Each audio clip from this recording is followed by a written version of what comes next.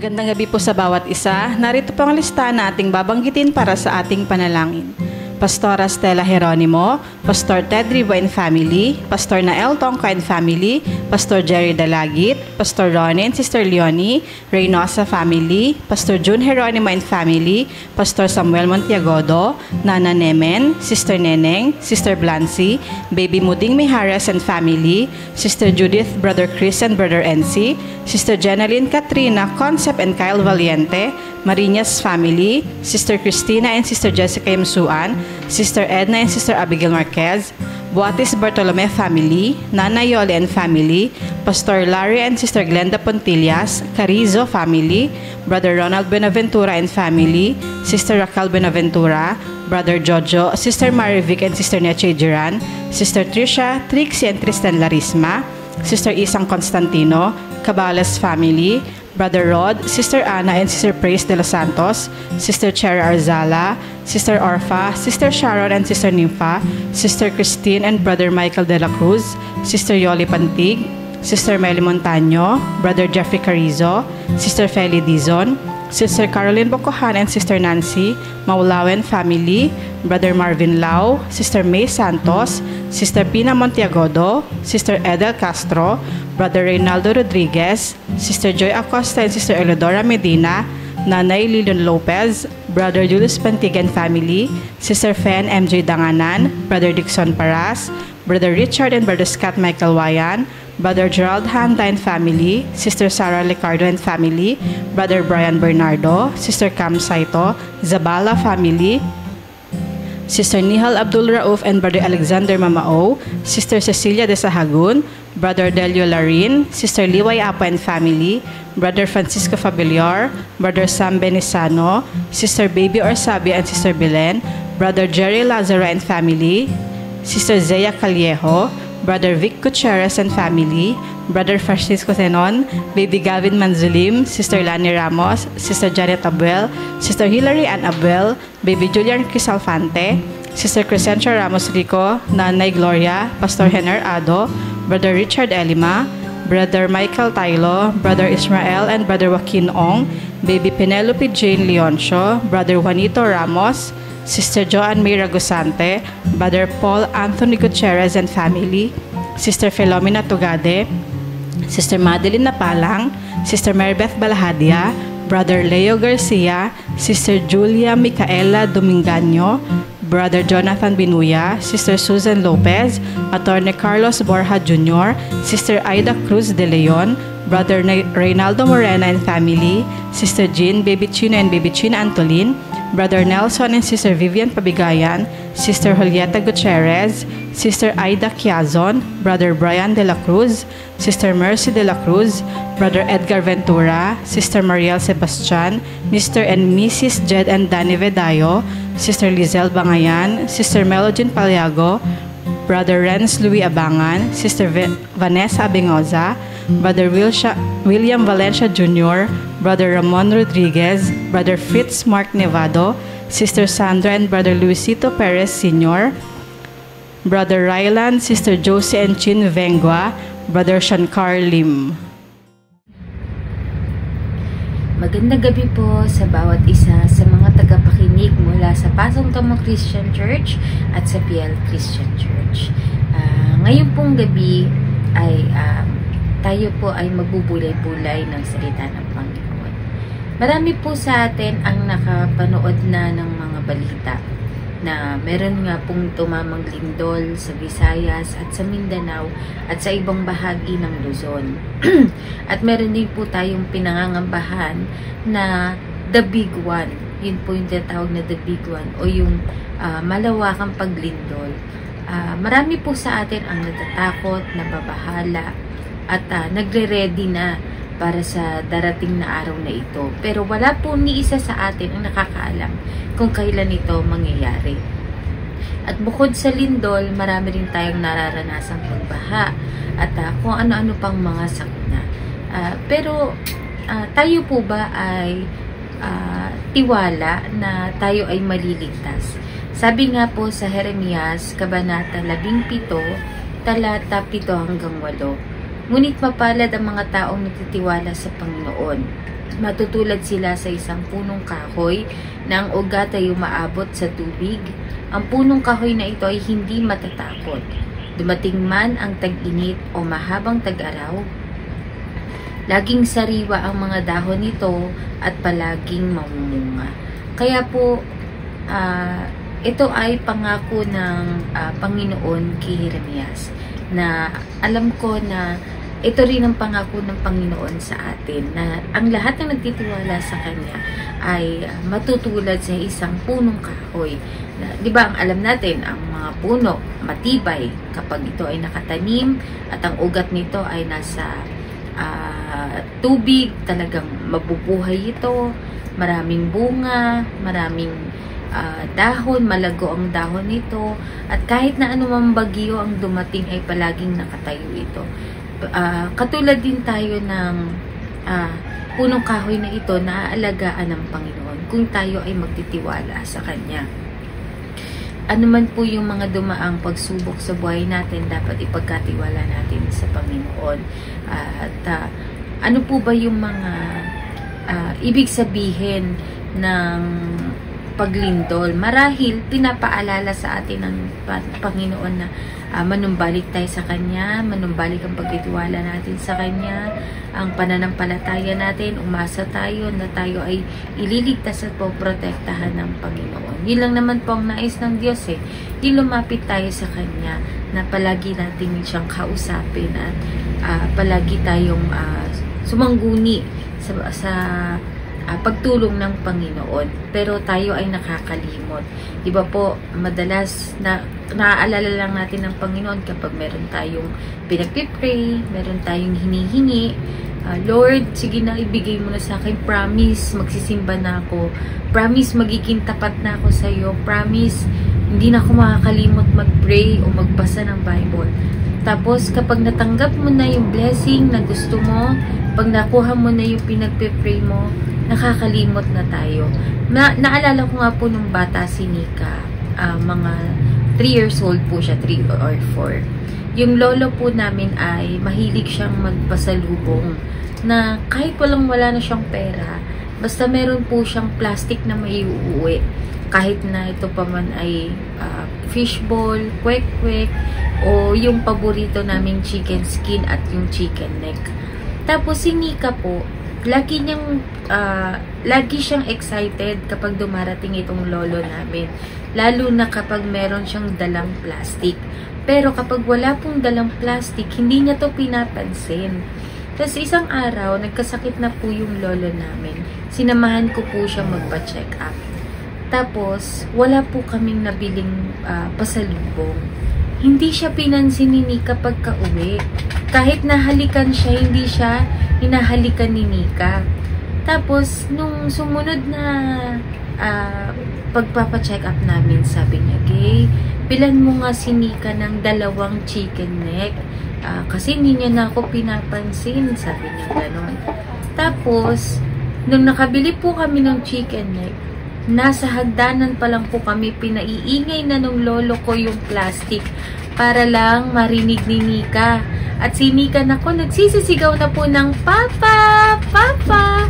Ganun na po, at excited po siyang makuha yung plastic. At pagkakuha ng plastic, ayun, busy na po siya sa pagbukas nito at pagngasab ng chicken neck. Ano po yung natutunan natin dito sa kwento?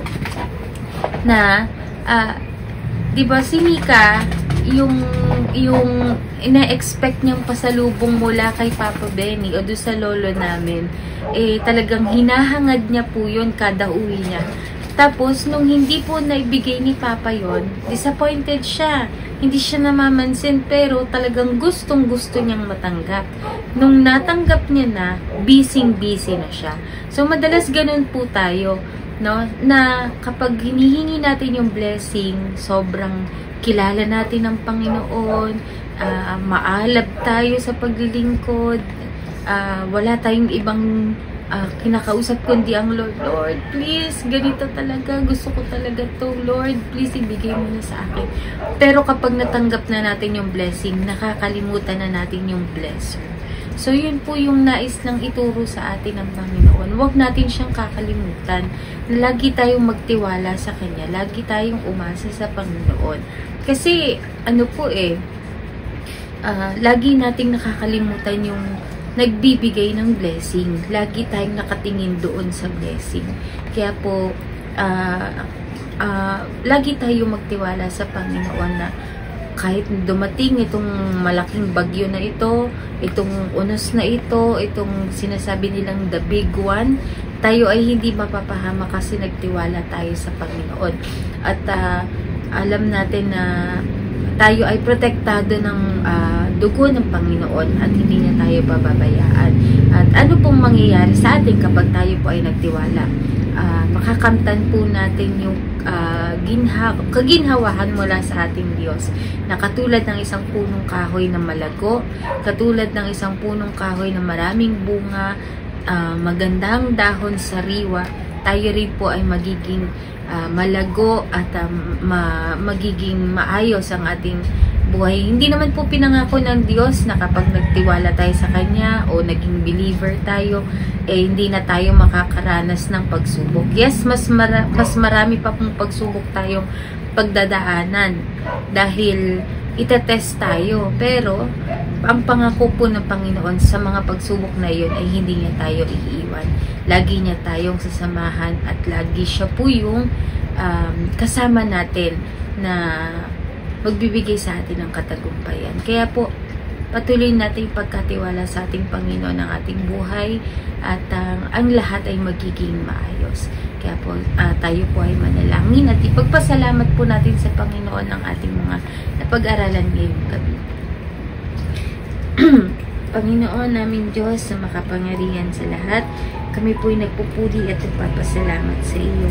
Salamat Panginoon sa pagpapaalala sa amin na kami ay magtiwala sa iyo, na hindi kami makalimot sa paglapit sa iyo, because sa iyo lagi kaming maalala namin Panginoon na ikaw ang dakilang Diyos, pinakamakapangyarihan sa lahat, na karapat dapat na sambahin at purihin. Panginoon, anuman ang dumating sa buhay namin na pagsubok, alam namin na ito'y mapagtatagumpayan namin sa tulong mo. Lahat ay magagawa namin, makakaya namin, pagkat ikaw ang kasama namin. Ang kalakasan namin ay magmumula sa iyo. Panginoon, patuloy mo kaming gamitin at naway ang buhay namin, Panginoon, ay maglingkod ang tapat sa iyo, pagkat ikaw ay nananatiling tapat mula noon hanggang ngayon at magpakailanman. Lord, dalangin namin na patubayan mo po ang bawat isa sa among kaming sulok ng lugar, Panginoon, na alam namin, Panginoon, kami ay magiging ligtas anuman ang dumating sa aming buhay. At alam namin, Panginoon, na kasama ka namin at hindi namin kailangan pang matakot o mangamba. Panginoon, dalangin din namin ang mga kapatid namin na may mga sakit at karamdaman. Patuloy mo po ipagkaloob ang kagalingan. Alam namin, Panginoon, ikaw ang aming dakilang manggagamot at wala pong imposible sa inyo. Ipuin mo po at huwag mo lagpasan, Panginoon, ang mga kapatid namin na nangangailangan ng kalakasan mula sa iyo. Ang aming pong Pastor Estela, Panginoon, patuloy mo pong panakasin at ibangon sa kanyang karamdaman at ang iba pang mga anak mo, Panginoon, na nangangailangan ng kagalingan. Panginoon, dalangin din namin ang aming bansa at ang iba pang mga bansa, Panginoon, patuloy mo protektahan at pagalingin, Panginoon, sa sakit nito, at nawa rin po, Panginoon, ay magkaroon kami ng pagkakaisa. Lord, dalangin namin na ang mga nangyayari sa paligid namin, Panginoon, ay maging paalala na kami ay manumbalik, kami ay magtiwala at umasa sa iyo, at patuloy na ikaw ang paghariin namin sa puso ng bawat isa. Panginoon, sa inyo namin pinagkakatiwala ang lahat. Ganon din po ang aming nalalapit na anniversary. Ito ay celebration, pasasalamat na sa 46 years na pag-iingat mo at pagiging tapat mo sa bawat isa. Ito ay pasasalamat namin, Panginoon, na hindi mo kami pinababayaan at hindi mo kami iiwan kailanman. Sa inyo po ang papuri, pagsamba at pasasalamat sa matamis na pangalan ni Jesus. Amen.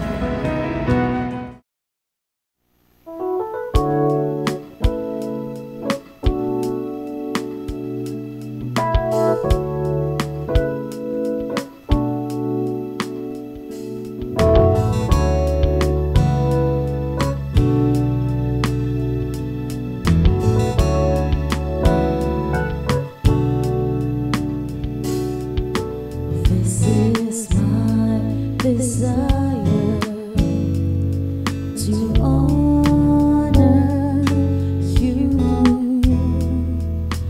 Lord, with all my heart I worship you.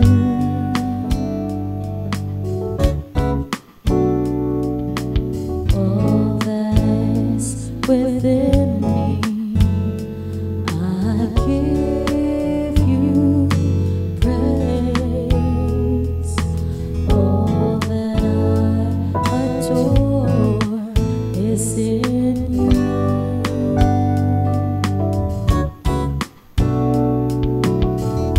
Lord, I give you my heart, I give you my soul. I live for you alone. Every breath that I take, every moment I'm awake, Lord, have your way in me.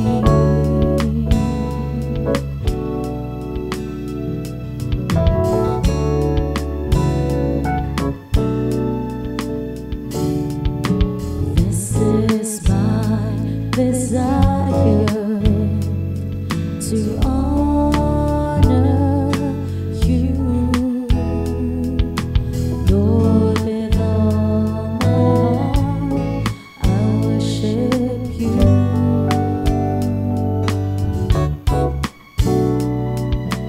All that's within me, I give you praise.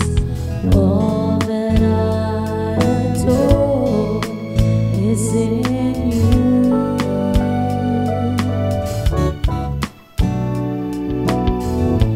Lord, I give you my heart, I give you my soul. I live for you alone. Every breath that I take, every moment I'm awake, Lord, I give you my heart, I give you my soul, give you my life. Lord, would you take control? Lord, have your way, have your way, have your way in me. I give you my soul. I live for you alone. Every breath that I take, every moment I'm awake, Lord, have your way in me. Lord, I